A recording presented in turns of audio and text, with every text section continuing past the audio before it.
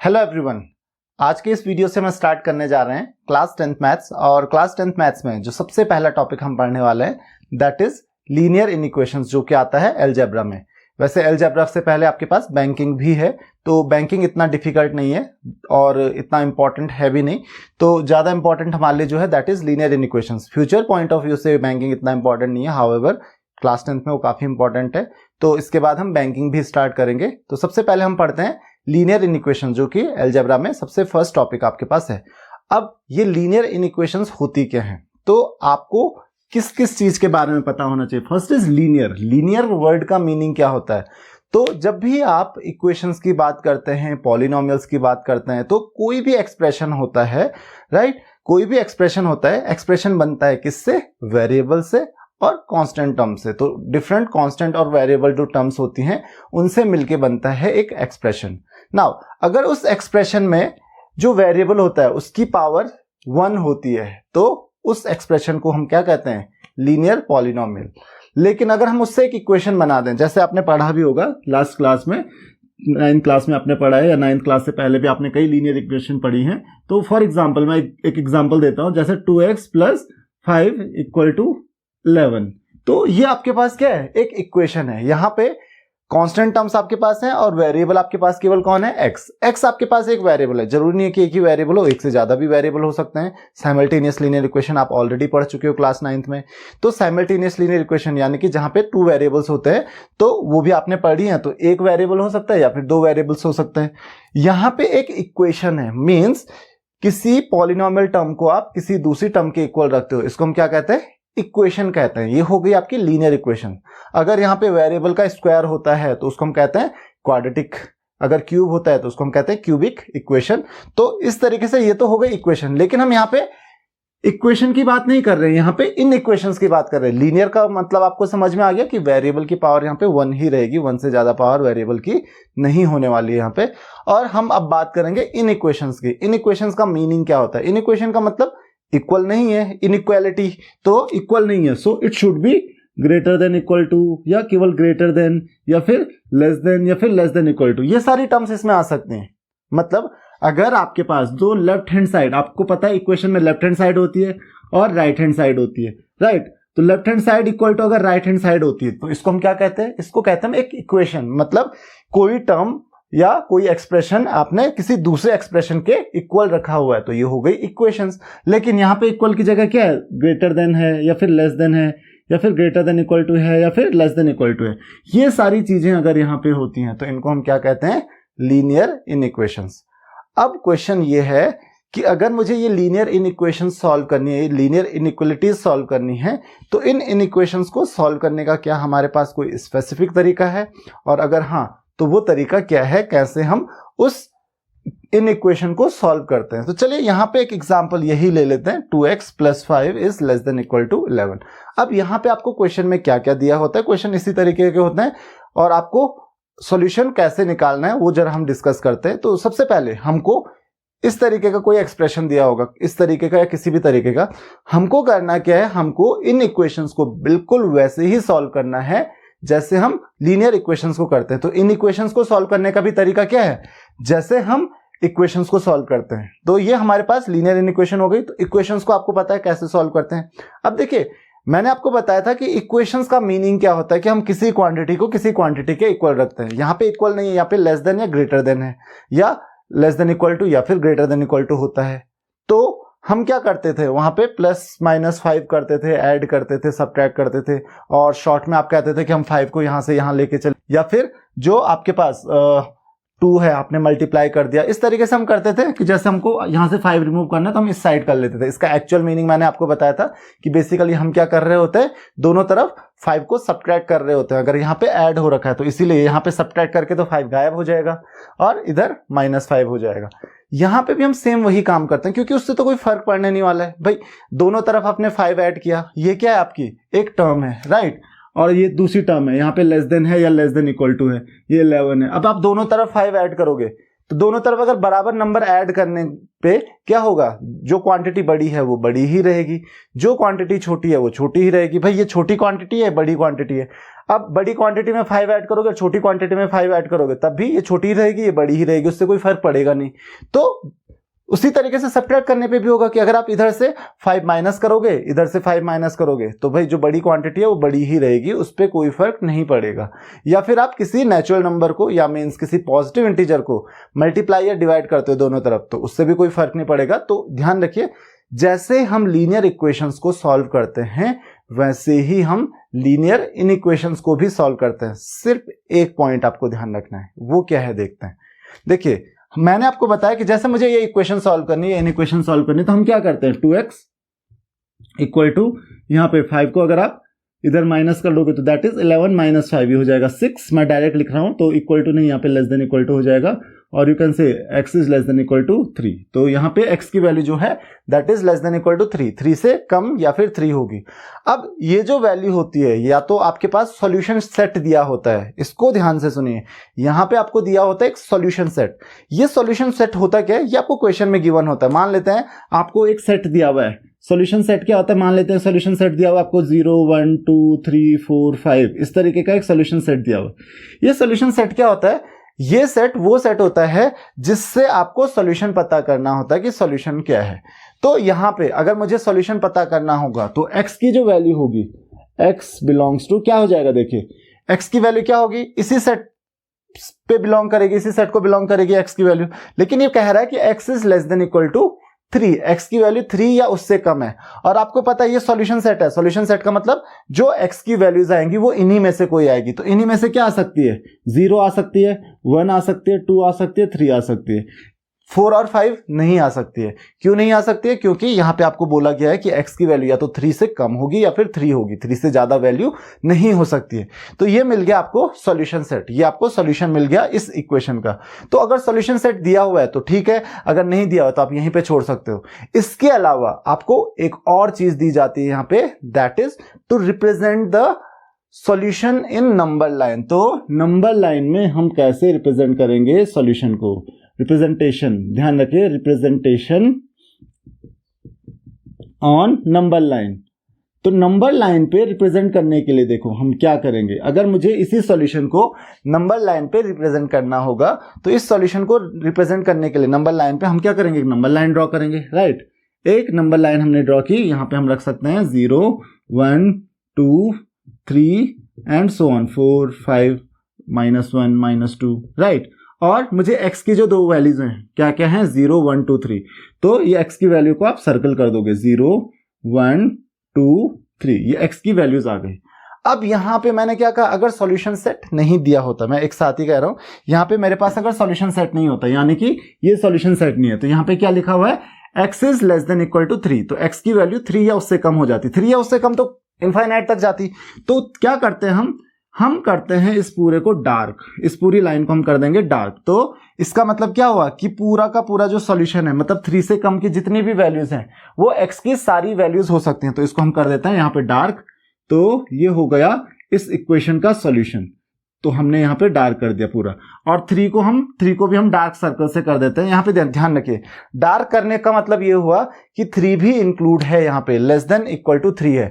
अगर आपको less than 3 करना होता, यहाँ पे मान लेते हैं केवल लेस देन होता, लेस देन इक्वल टू नहीं होता, और x की वैल्यू लेस देन 3 आती, तो उस केस में लेस देन 3 में 3 काउंट नहीं होता है। ध्यान रखिए, 3 से कम हो सकता है, 3 नहीं हो सकता है। तो उसमें हमको ये शो करना पड़ेगा कि 3 नहीं आएगा सॉल्यूशन में। तो उसके लिए हम क्या करते हैं, हॉलो कर देते हैं, खाली कर देते हैं, इसको डार्क नहीं करते हैं। इसका मतलब एक खाली जो सर्कल होता है, इसका मतलब है 3 यहां पे इंक्लूड नहीं है।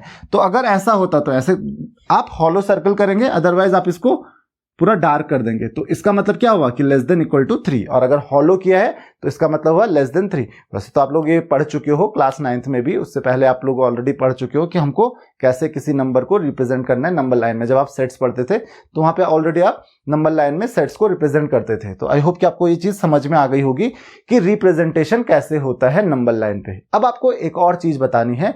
मैंने आपको क्या कहा था कि जैसे आप लीनियर इक्वेशंस को सॉल्व करते हो वैसे ही आप लीनियर इनइक्वेशंस को भी सॉल्व करते हो, लेकिन सिर्फ एक एक्सेप्शन यहां पे आ जाता है, एक प्रॉब्लम यहां पे हो जाती है, क्योंकि वहां पे तो सब इक्वल होता है हमेशा।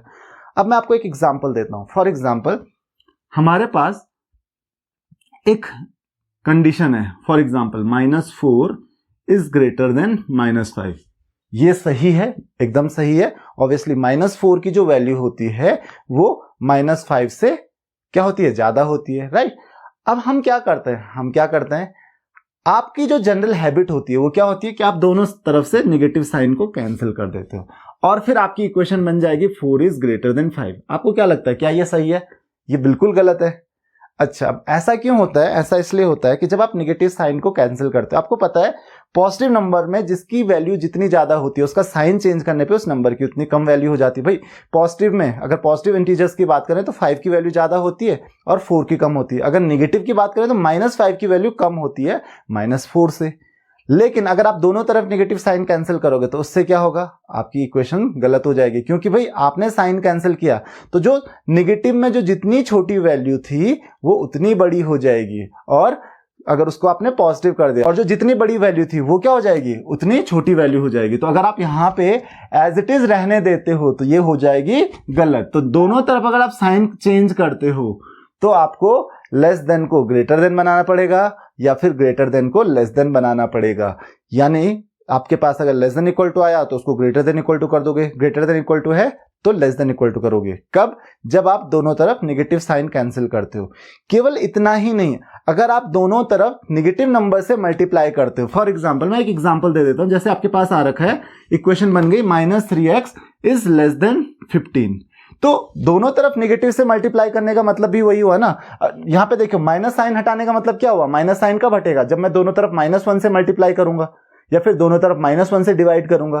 तो दोनों तरफ -1 से डिवाइड करने पे क्या हो जाता है, साइन चेंज हो जाते हैं दोनों तरफ के। और आपको पता है नेगेटिव में जो वैल्यू जितनी छोटी होगी पॉजिटिव में उतनी बड़ी हो जाएगी, या फिर पॉजिटिव में जो वैल्यू जितनी बड़ी होगी वो नेगेटिव में उतनी छोटी हो जाएगी। तो कभी भी एक चीज ध्यान रखना कि ऑन मल्टीप्लीकेशन, या आप कह सकते हो ऑन मल्टीप्लाइंग और डिवाइडिंग, ध्यान रखिए अगर आप मल्टीप्लाई या फिर डिवाइड करते हो बाय अ नेगेटिव नंबर, ध्यान रखना बाय अ नेगेटिव नंबर, ठीक है, तो जो साइन होगा साइन विल चेंज, साइन जो होगा, जो साइंस होंगे दोनों तरफ, मतलब ये लेस देन का greater than, science will change, ये चेंज हो जाएंगे। और मैंने आपको ये समझा भी दिया है कि ये साइन चेंज क्यों होंगे। जैसे मैंने आपको यहाँ पे एक एग्जांपल दिया कि 3x इज लेस देन 15, तो आप क्या करोगे, -3 को हटाओगे तो दोनों तरफ क्या करना पड़ेगा, इधर -3 को डिवाइड करोगे तो क्या हो जाएगा, x इज, ये ग्रेटर देन हो जाएगा, x इज ग्रेटर देन 15/-3। क्यों? क्योंकि अब इसकी वजह से क्या हो गए, दोनों तरफ के साइन चेंज हो गए। और अगर साइन चेंज हो गए तो इसका मतलब मैंने आपको बताया कि साइन चेंज होने पे क्या होता है, जो जितनी कम वैल्यू होती है वो उतनी बड़ी हो जाती है, जो छोटी वैल्यू होगी वो बड़ी बन जाएगी, जो बड़ी होगी वो छोटी बन जाएगी। उसका रीजन मैं आपको बता चुका हूं कि नेगेटिव वैल्यू, अगर नेगेटिव में उसकी वैल्यू बहुत कम है तो पॉजिटिव में उसकी वैल्यू उतनी ज्यादा होगी। तो यहां पे क्या आ जाएगा solution, x is greater than -5। तो इस तरीके से आपका ये सॉल्यूशन आएगा। तो आई होप कि आपको ये चीज समझ में आ गई होगी कि अगर आप मल्टीप्लाई या फिर डिवाइड करते हो किसी नेगेटिव नंबर से, देखो जहां पे आप ऐड करते हो नो प्रॉब्लम, सब्ट्रैक्ट करते हो नो प्रॉब्लम, आपको पता है भाई कि जो बड़ा है उसमें 5 ऐड करने पे या 10 ऐड करने पे, 15 ऐड करने पे, और छोटे वाले में भी हम उतना ही ऐड करते हैं, तो उससे कोई फर्क नहीं पड़ता, क्योंकि भाई बराबर बराबर आप दोनों तरफ ऐड कर रहे हो। भाई एक नंबर बड़ा है दूसरा नंबर छोटा है, इधर वाला एक्सप्रेशन छोटा है इधर वाला एक्सप्रेशन बड़ा है, तो अगर आप इधर 5 ऐड करते हो उधर भी 5 ऐड करते हो तो तब भी, क्योंकि दोनों तरफ तो बराबर ही ऐड कर रहे हो, तो जो बड़ा रहेगा वो बड़ा ही रहेगा, जो छोटा एक्सप्रेशन है वो छोटा ही रहेगा। चाहे सब्ट्रैक्ट करो उसमें भी सेम कंडीशन होगी। लेकिन मल्टीप्लीकेशन बाय नेगेटिव नंबर, देखो पॉजिटिव नंबर से मल्टीप्लाई करोगे तो भी कोई फर्क नहीं पड़ेगा, जैसे कि हम कर ही रहे थे। पॉजिटिव नंबर से डिवाइड करोगे तो भी कोई फर्क नहीं पड़ेगा, फर्क केवल कब पड़ेगा, नेगेटिव नंबर से मल्टीप्लाई या डिवाइड करने पे, ऐड या सब्ट्रैक्ट नहीं, नेगेटिव नंबर से मल्टीप्लाई या फिर डिवाइड करने पे आपको साइन चेंज करना पड़ेगा। और वो क्यों करना पड़ेगा मैं आपको ऑलरेडी बता चुका हूं। बहुत सारे स्टूडेंट्स इसी में मिस्टेक करते हैं, वो साइन चेंज नहीं करते हैं। तो कभी भी नेगेटिव नंबर से आप मल्टीप्लाई या फिर डिवाइड करते हो इन इक्वेशंस में तो आपको साइन चेंज करना पड़ेगा, यानी लेस देन है तो ग्रेटर देन बनाना पड़ेगा, ग्रेटर देन है तो उसको लेस देन कर दोगे, लेस देन इक्वल टू है तो ग्रेटर देन इक्वल टू कर दोगे, या फिर greater greater than equal to है तो लेस देन इक्वल टू कर दोगे। बस इतना सा काम आपको याद रखना है। बाकी जो बचपन से आप करते जा रहे हो क्लास 6th से, जिस तरीके से आप लीनियर इक्वेशंस को सॉल्व करते जा रहे हो, आप लीनियर इक्वेशंस को उसी तरीके से सॉल्व करते जाइए। दूसरी चीज मैंने आपको बताई, दैट इज सॉल्यूशन सेट। तो सॉल्यूशन सेट आपको दिया होता है कि सॉल्यूशन सेट आपको दिया हुआ है कि भाई सॉल्यूशन सेट इसका 1 2 3 4 5 है। मान लीजिए यहां पे दिया हुआ है कि सॉल्यूशन सेट क्या है इसका, सॉल्यूशन सेट इसका है -1 -2 या -1 -2 -3, ओके, -4 -5 इस तरीके से दिया हुआ है, राइट, -6 अप टू -10 तक आपको सॉल्यूशन सेट दिया हुआ है। तो आपको x की वैल्यू क्या हो जाएगी, x बिलोंग्स टू, x की वैल्यू क्या हो जाएगी, ग्रेटर देन और इक्वल टू नहीं है, यहाँ पे केवल ग्रेटर देन -5 है, तो इसमें क्या हो जाएगा, -1 -2 -3 एंड -4, यही 4 वैल्यू आएंगी, बाकी कोई वैल्यू नहीं आएगी। तो अगर आपको सॉल्यूशन सेट दिया हुआ है तो वेल एंड गुड, आप वहां से सॉल्यूशन ढूंढोगे कि आपको कंडीशन ये दी है कि x इज ग्रेटर देन -5 और -5 से बड़ी वैल्यूज कौन कौन सी है इनमें, वो चूज कर लो। तो कौन कौन आ रही है, -1 -2 -3 -4, तो ये सॉल्यूशन हो जाएगा इस इन इक्वेशन का। लेकिन अगर आपको सॉल्यूशन सेट नहीं दिया हुआ है तो भी आपको घबराने की कोई जरूरत नहीं है, आप वहीं पे उसको छोड़ दोगे कि x इज ग्रेटर देन 0 या less than 0, greater than equal to 5, less than equal to 5, -5, कुछ भी आ रहा है तो आप उसको वहीं पे छोड़ दोगे। इसका मतलब -5 से छोटी कोई भी वैल्यू है या -5 से बड़ी कोई भी वैल्यू है वो x की वैल्यू होगी। सेम नंबर लाइन पे अगर आपको रिप्रेजेंट करना है तो नंबर लाइन पे रिप्रेजेंट करने के लिए क्या हो जाएगा, यहाँ पे 0 होता है, यहाँ पे -1 -2 -3 -4 -5, अगर इसी नंबर को, और यहाँ पे ग्रेटर देन है तो ग्रेटर देन में आपको मैंने बोला था इक्वल टू नहीं है, तो x की वैल्यू 5 नहीं हो सकती, 5 से केवल बड़ी ही वैल्यू होगी कोई x की। तो आप यहाँ पे क्या करोगे, इसको डार्क करोगे। ग्रेटर देन इधर होता है, ये तो आपको ऑलरेडी पता है, इधर लेस देन होता है, राइट, इधर लेस देन होता है और उधर क्या होता है, ग्रेटर देन होता है। राइट हैंड साइड में बड़ी वैल्यूज होते हैं, ग्रेटर देन के लिए आपको राइट हैंड साइड और लेस देन के लिए लेफ्ट हैंड साइड, और यहाँ पे डार्क कर दोगे। ध्यान रखना, यहाँ पे अगर 5 -5 है, x की वैल्यू नहीं है, तो यहाँ पे आप हॉलो छोड़ दोगे, उसको डार्क नहीं करोगे। अगर इक्वल टू भी होता है यहाँ पे तो उसको डार्क कर दोगे, यहाँ पे इक्वल टू नहीं है तो इसको हॉलो छोड़ दोगे, जैसे यहाँ पे आपने डार्क कर दिया था। तो ये इस चीज का सिंबल होता है कि ये इंक्लूड किया है आपने कि नहीं, -5 को आपने इंक्लूड किया है कि नहीं, यहाँ पे हमने -5 को इंक्लूड नहीं किया। क्यों? क्योंकि x की वैल्यू -5 नहीं हो सकती है, x की वैल्यू -5 से बड़ी ही होगी। वहां पे x की वैल्यू क्या थी, लेस देन इक्वल टू 3 थी, 3 हो सकती थी या फिर 3 से कम हो सकती थी। तो लेस देन इक्वल टू का मतलब आप समझ गए होंगे कि लेस देन इक्वल टू या ग्रेटर देन इक्वल टू में क्या होता है, वो नंबर भी इंक्लूड होता है। जैसे लेस देन इक्वल टू 5 मतलब 5 या फिर 5 से कम, मतलब 5 भी हो सकता है और 5 से कम भी हो सकता है। ग्रेटर देन इक्वल टू 5 मतलब 5 भी हो सकता है या फिर 5 से ज्यादा भी हो सकता है, राइट। लेकिन लेस देन 5 का मतलब क्या हो, 5 से कम ही हो सकता है, 5 नहीं हो सकता है। ग्रेटर देन 5 का मतलब क्या होगा, 5 से ज्यादा ही होगा, 5 नहीं होगा। तो आई होप कि आपको ये चीज समझ में आ गई होंगी। अब मैंने आपको एक चीज ऑलरेडी बताई है कि जैसे आप लीनियर इक्वेशंस को सॉल्व करते हो, लीनियर इनइक्वेशंस को भी आपको वैसे ही सॉल्व करना है, कोई चेंज नहीं है। सिर्फ एक छोटा सा चेंज है जो मैं आपको एक्सेप्शन बता चुका हूं कि अगर आपको मल्टीप्लाई या डिवाइड करना है दोनों तरफ किसी नेगेटिव नंबर से, तो उस समय आपको ध्यान रखना होगा लेस देन का ग्रेटर देन का लेस देन बनाना पड़ेगा, राइट। और लेस देन इक्वल टू है तो ग्रेटर देन इक्वल टू बनाओगे, ग्रेटर देन इक्वल टू है तो उसको लेस देन इक्वल टू बना दोगे। उसके अलावा इनको सब वैसे ही हम सॉल्व करते हैं जैसे हम लीनियर इक्वेशंस को सॉल्व करते हैं। तो बहुत ही आसान ही आपके पास टॉपिक है। अगर आपकी कोई भी क्वेरीज हैं, कोई भी आपके क्वेश्चंस हैं, तो आप मुझे कमेंट्स में क्वेश्चंस पूछ सकते हैं। नेक्स्ट वीडियो में हम डिस्कस करेंगे लीनियर इनइक्वेशन से रिलेटेड कुछ क्वेश्चंस। तो कोई भी डाउट है तो आप मुझे कमेंट्स में क्वेश्चंस पूछ सकते हो या फिर फेसबुक या इंस्टाग्राम पे आप मुझे क्वेश्चंस पूछ सकते हो। तो इस वीडियो में इतना ही। Thank you very much.